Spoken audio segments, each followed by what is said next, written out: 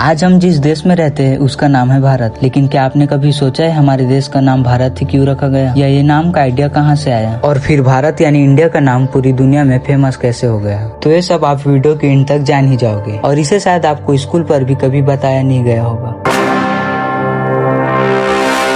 भारत नाम हमें सबसे पहले मिलता है प्राचीन महाग्रंथों और पुस्तकों में, जैसे ऋग्वेद, महाभारत, पुराण। और भारत नाम आया था किंग भारत से। किंग भारत एक पावरफुल और न्यायप्रिय शासक थे। उनके नियम के नीचे जो देश आता था उसे कहा गया भारतवर्ष। भारतवर्ष का मतलब भारत के वंश का देश, इसलिए धीरे धीरे पूरा क्षेत्र भारत के नाम से जाना जाने लगा।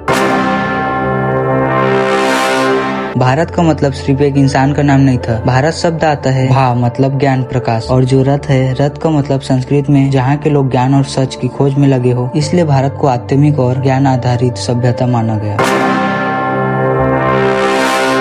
अब आता है सबसे इंटरेस्टिंग पार्ट। भारत में एक बड़ी नदी थी, सिंधु नदी, और जो विदेशी थे वो सब बोल नहीं पाते थे। जैसे वो सिंधु को बोलते थे हिंदू, और बहुत लोग इंड्स भी कहते थे। और दक्षिण भारत की स्थित ग्रीस के मूल निवासियों ने इसे इंडिका कहा। वैसे ही रोमन साम्राज्य वालों ने इंडिया कहा था, और यहीं से दुनिया ने इस देश को इंडिया कहना स्टार्ट कर दिया। मतलब भारत हमारा दिया हुआ नाम है और इंडिया विदेशियों का दिया हुआ नाम।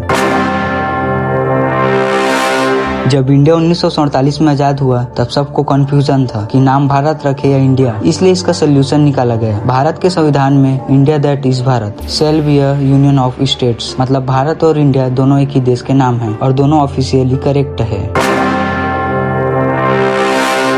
आज हम ज्यादातर इंडिया क्यों बोलते हैं, कुछ रीजन।